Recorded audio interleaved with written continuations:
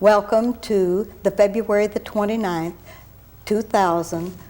It happened in Grand Prairie as we document the history of our city and for its environs. And we are very pleased to bring our history tape number 391 front and center today, where we're updating sort of as we continue Black History Month on our show. And this will probably be our very last history this year, and we're pleased to bring front and center Tommy Williams. Tommy Williams, welcome back to the set, my dear. Thank you. I'm happy to be here. Now, Tommy's had so many things happen to her since we last talked with her, even on It's Happening in Grand Prairie. So we just had to have you back, Tommy. We thought it was very appropriate. And you had promised you were going to bring Theodore R. Williams with you. And guess what? He's not here with you today. So have you ever played like when you were a little kid? You were going to play like this and play like that. We're going to play like TR is right here between us. And the things that we say relate to him also. Is that appropriate? That's appropriate. Okay. I think I can do that. Tommy Williams, you have a long history in Grand Prairie, Texas, but let's start at the beginning and document you properly again so that if we ever miss the other tape, we'll have everything down at least about your family. And would you look out into your camera and give us your parents' names, the full name of your mom, and etc. Okay. My mom's name is Maggie Smith Carruthers, and my father's name was Henry Carruthers. They were the parents of 10 children, of which I'm number 9. And my father was a very hard-working man who believed in education but had very little himself. He was the one really that made it possible, I guess, for us to go to college and all. He was the one that was so determined for us to do so.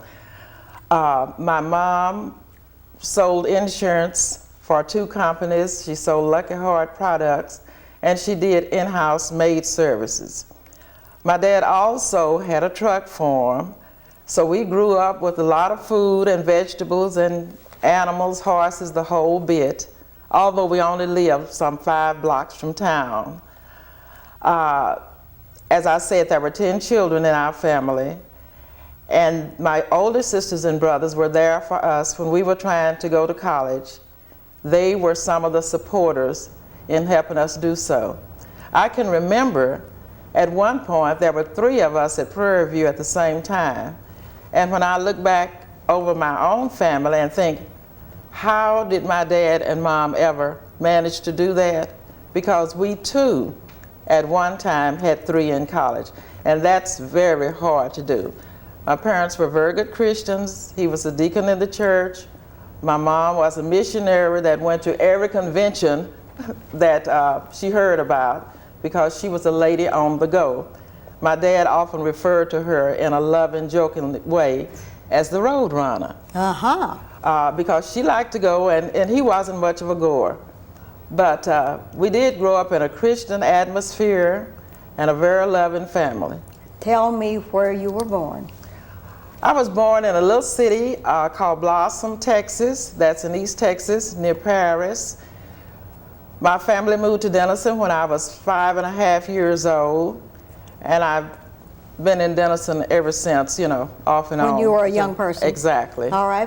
Where was the first school you attended in Denison? The school, and only school I attended in Denison, was Terrell High School.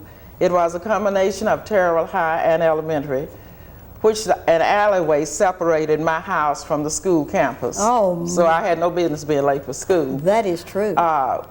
I went to Terrell for all the 12 years, and when I finished Terrell and went off to college and came back, I also went there and did 9 years of my teaching service at the same school. That is great. Now, your brothers and sisters, would you like to name them? I will. There were 10, so sometimes it gets complicated. I'll start with the oldest and go to the youngest. Go. Okay. Willie Carruthers, Juanita Carruthers, who's deceased, Ari E. Carruthers, he's a mayor now at Prairie View A&M University, Lena Strickland is a barber in Wichita Falls, and she also served in the wax until my mom told her she had to get out. She couldn't go overseas, so she had to get out. And then there are Mary Carruthers, my brother that was killed in Korea. Sylvester Carruthers, he's a retired person. Dolly McDonald, retired beautician. Mel Pruitt, a retired educator. Then I'm number 9, and then Margaret C. Bell, a retired educator that has gone back to work part-time as an instructor at Jarvis Christian College. And she's the baby. She's the baby, and she is the baby. Always will be the baby, won't she? Right. All right.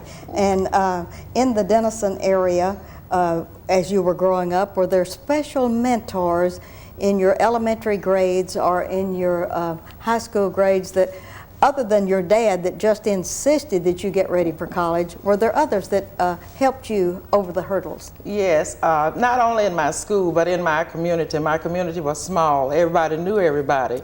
And your child was my mom's child, and my mom's children belonged to everyone. My parents' children belonged to everybody else. But I did have a favorite teacher in elementary school, Maybelle Platt. All right. She was my first teacher, very affectionate.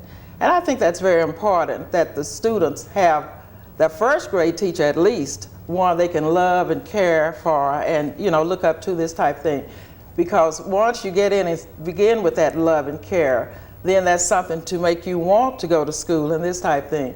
And then in high school, my favorite teacher, and I hope not other teachers of mine will see this tape ever, because I did love them all, was the principal's wife at that time. Her name was Edith Frazier. Elegant lady who taught PE. And she was just very inspirational. You couldn't say no, you can't do to her. Whether it was in her class or somebody else's class, she was there to tell you, you can do it, and you will do it, and you know, this type thing. Very kind person. Academically, in high school, what were your favorite subjects, and extracurricular, what did you do? Math was my favorite subject. However, I don't count that well now. They've changed this math up, so it's hard to understand it any longer. But extracurricular, I wrote a play, I forgot the name of it, for my senior class. I played basketball, always guarding someone much shorter than I. And I ran track and pep squad. In the pep squad. In the pep squad. All right. Yes. And what decision, who helped you make the decision to go to Jarvis? No, that's my sister. That's your sister's at Jarvis. Right, that's to go Prairie View. To Prairie View. Well, that was sort of a family tradition. Oh. I guess my brother had gone, my sisters had gone, my cousins had gone. All right. And so time for me to go. We didn't have choices like the children have today. You go where your parents say for you to go. Oh, I see. So, so that's why. Did you have a scholarship? Or you said your dad helped put you through. Did you have to work any going to college? Yes. No, I didn't have a scholarship, but I did part-time work on campus. I worked for the Dean of Boys in his home, and then I worked in that grocery store. They had a grocery store as well. And in the summer, we would get little jobs to do. But prior to that, we worked in the cotton field. That's what I wanted to tell you. Yes. When I was growing up, going into school, we would go to the field, to the cotton field, in August and return in December. I see. And had to make those grades. Yes. So it wasn't anything for me to go to Prairie View and work at the same time. Yes, because you'd already been through exactly, that. Exactly. Okay, and then my older sisters and brothers were up and out and graduated, barbering or doing something where they would always send money. And help you a little. Exactly. Oh, that was great. Oh, you needed those care packages. Right. All right. Talking about a care package, I'll tell you about this. This would embarrass a kid today. My mom would always send us boxes. The children could always tell her box because when it got there, it was greasy on the outside. Oh, that good cookie. She had some of everything in there. All that good stuff to eat. Kids would just flock to our dorm, to our room, to get some of our boxes because my mom would always send a big box. With good stuff. With good stuff. All right, and as you were in college, what made you make the decision to go the career path that you've taken? Well, I always liked teaching, you know. I was really, I guess I thought I wanted to be a teacher from first grade. And that's what I majored in, elementary education, and then I minored in sociology. And then when I did my graduate work, I went in guidance counseling. Great. And I did that because I always liked to try to help people and this type of thing, and I thought that would be a good way to help the boys and girls. Yes. And after graduation, what brought you to Grand Prairie, Texas? Well, Williams, my husband, was working at Hensley Field. Okay. And he was commuting every day from Denison to Hensley. And I was living in Wichita Falls, so when we married, we had to get together. Yes, that was it. And we thought, well, maybe Grand Prairie would be the most appropriate place to come. He'd be close to his work, and then I could get a job here. So that's why we moved here. All right. Before we talk about TR, let's talk a little bit about your family, your children. Okay. Gotta have those listed and where they are, what they're doing, and if they have children, we need about the grands. All right. We have 5 children together. The oldest boy, Rodney Wilson, is a regional director for Bell Telephone Company. All right. Okay, Southwestern Bell. And then Robert Holt is an assistant principal at Grand Prairie High School. He got a scholarship to Baylor when he finished and went to Baylor, and then he was drafted by the Buffalo Bills and played for them several years until he just tore his knee up. And then Rhonda Williams went to North Texas State, and she majored in banking, and she works in the McKinney at Bank One. I think that's the name of it. It's changed 2 or 3 different times. And she has her own bookstore. She has a black bookstore in Denison, Texas. Then Sylvia went to Prairie View, got her degree, came back and decided she wanted to be an airline hostess, which upset me very much. Oh, it did? It did. Oh, she's so wonderful. She's an international. I love it now. I love it now. But at the time, I thought we had wasted 4 years of college. She could have been an airline stewardess without even going to college. Yeah. But she is now the administrative part of it, so she's enjoying that very much. The degree is paying off. Yes, it is. Then Sandra Holt Lewis is the baby girl, and she didn't want to go to college. She thought, well, I've had enough schooling for now. She always liked to fix hair. She wanted to be a beautician. She went to and got her beautician license, and she has been in her own shop 16 years. And loves it. Loves it, loves it. Forget the books. Right, right. And she's done very well. I have, Robert has 2 grandchildren, 2 children. Sylvia has 1, Jared. Robert's children's names Sean and Brianna. Sandra has 1, Jaron. Rodney has 2, Sharonda and Rodney Jr. Okay. So, well, you've got them all classified and. Yeah, that's hard to remember. Yes, and do you remember all their birthdays and all of this big Christmas thing that you have to go through? No. Oh, isn't that exciting? That is. Sylvia, a few years ago, made us a family birthday calendar. Yes. And that's what she gave everybody for Christmas. And it's on a canvas thing, something you can save. So everybody in the family was given one, so that's how we remember everybody's birthdays. Right. It's time for it to update it. But, and Sylvia is the one that, of all of your children, of course, Robert, I see him every time I go to Grand Prairie High School, but I had an experience with Sylvia when she was the president of the Juneteenth group and had a pageant and did this for 2 or 3 years. It was so exciting. Yes, yes, she did. She was the coordinator of the Juneteenth, Miss Juneteenth, for 2 or 3 years, I think. And Sylvia was also the first black Miss Grand Prairie High. She was the first black.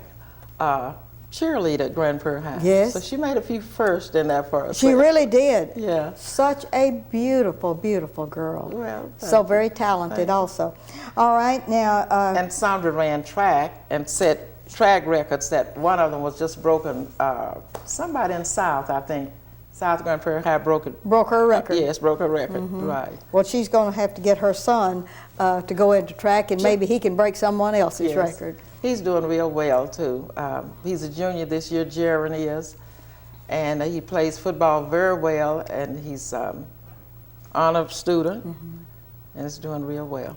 And is TR retired now from the military service? Yes, after 39 years, he finally gave it up. Yes. He made Chief Master Sergeant, and now he's retired. He is retired. He does a few honeydews, and then he does Honey I Won't. That's it.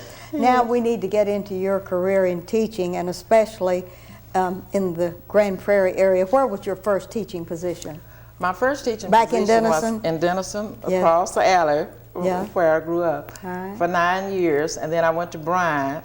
I had a sister teaching in Bryant, Right. and I went there for 1 semester. I would have stayed longer, but I was offered a job in Wichita Falls as a counselor for $1,000 difference in my salary. Oh, great. And my sister said to me, well, you can't leave school in the middle of the year. Back then, I said, I will for $1,000 difference. So I went to Wichita Falls for 4 years, and then my last 20 years was spent at Sam Houston High School in Arlington, And that's where I retired. That's Big Sam Houston. Big Sam Houston, the long, tall Texans. Okay, now tell me about teaching at Sam Houston. What were your subjects? Well, I started off as a counselor, All right. and a friend of mine was dean of girls, and she just said she couldn't handle the girls. I said, give them to me. So then I went as dean of girls, and I did that for some 12 or 13 years, I guess. And then my last assignment was assistant principal in charge of the curriculum. Oh, and all of that was at Sam Houston. At Sam Houston. Okay. And once I left Sam Houston, Williams was going to the Gulf War, you know. Yes. And it got a little lonely, so I went back as a parent community ombudsperson for the district for 4 years. Oh, for 4 years? Yes. Uh-huh. And what did you do then? Well, I was sort of a liaison person. In between? Right, parents and schools, letting them see that they're all working for the same thing. They're just working in different, capacities, trying to bring them closer together and this type thing. All right. Now, let's get down to the nitty-gritty. You've lived up in the Dalworth area, you've taught in Arlington, and you have a school named in your honor in Arlington. I want to know about it. Tell me where it is and all of the good stuff, and how excited it was to have a young lady of your stature with a school named in your honor. It was very exciting. And it's in the south part of Arlington, and it's the Tommy B. Williams Elementary School. South of 20 it is. What does the B stand for in the Tommy? Bell. B-E-L-L. I don't tell everybody that, but you're my friend, Ruthie. I'm going to tell you. We're putting on television today. Tommy Bell. I love that. Well, thank you. Okay. Thank you. Anyway, it was very exciting and shocking to receive that honor. I'll tell you how it happened. The superintendent called me out to his office one day and said he wanted to talk with me about something, which wasn't unusual. You know, he was just that type of person. We talked all the time. So as I sat there, this picture was on the floor of this building, of the school, and he told me to pick it up and see if I could see what was wrong with it, that he and one of the school board members had been trying to find out what was wrong with the drawing of the picture. So I picked it up, and I couldn't see anything wrong. I could see the gym here and the classrooms over here and the whole works. Looked pretty good to you, It did, and I told him so. And one of them said, oh, I know it doesn't have a name on it. And I said, well, it sure doesn't. And then I think the superintendent said, Tommy, I think we'll name it after you. And I said, I bet. I bet. You know, big deal. No idea. And sure enough, he got serious, and I knew he was serious. And then when he told me what they had done, I gave out a hoop, a loud hoop. Yeah. And he said, Now, Tommy, we haven't announced this yet. I said, well, they know now. They heard you all But over it was, yes. all it over was, the building, didn't they? right. It Yes. was, I never once thought they'd name a school for me. I thought maybe a street or Or gymnasium or something, but Uh-huh. never a school. Never a school. No. Now you have your own school. Own school. Give us directions to your Tommy B. Bell Williams Elementary. Okay, it's on Embercrest at the end of, it's off 20, I'm trying to think of the address of it. It's south of 20 off of Matlock, Exit at Matlock. yes. All right. And then go south and go left on Embercrest, or go east on Embercrest, and it just winds right around to on Red Birch. Right to your school. Right around the Red Birch, right. Never did teach there, No, but tell me about when they had the dedication. Who all did you have with you for the dedication? well, of course, the whole family was there. Those that that was an exciting time yes, for and Tommy a lot of Williams. friends, a lot of classmates, several of the teachers that had taught me. The president of Prairie View came and gave, yes, he came. How wonderful. And gave the occasion, the speech Now, for that day. we need to talk about your most recent award. Now, we had you on the show when you got the award from Keep Texas Beautiful last summer. Okay. But since that time, you were nominated for Public Service Award for the Chamber of Commerce for the year 1999, which we have just finished. Right. And I believe you were the recipient of that. Which That's is, right. And that yes. was another surprise. That was another That was a surprise. big surprise because I was on the list with others that were nominated that I would have thought would have gotten the award. And when they called my name, I was very in shock. And then as I looked on the other list where I was nominated as Citizen of the Year, Yes. I saw your name on there. Well, I didn't win that. Well, I didn't win that, but I've already won that. Oh, yes, you have. One You sure many, have. many long years ago, and And so when the name came up, I was very honored that they put me Yes, back in again, again. But I again. told them, no, thank you. Yes. That needs to go to one Somebody person else. Right. and another Right. person. But I was very happy about that. Yes. And since then, there is a new organization, I must tell you this, All right. called Creative Vision Social Services. And it's called BEST Program. All right. They gave me an award last week for Woman of the Year. How there were 3 wonderful. Women of the Year, Uh-huh. and I was one of them. All right. Now tell me what this is now. This is sort of a social service group, Uh-huh. and it was started by a young lady that just said she wanted to reach out and help someone, and they are giving away scholarships to students All right. and this type thing. And so you've gotten 2 awards in the In last one month. week. Oh, In one yes. week. Oh man, Yes. that is just wonderful. Well, like I say, I had a lot of help doing whatever I did. And you're on the city's Keep Grand Prairie Beautiful board. Yes. What else do you do? Do you have a church or anything that you work Yes, with? I'm a member of the Sunset Baptist Church, All right. and Reverend M.C. Magruder is Yes. the pastor, and really I joined the church under his grandfather.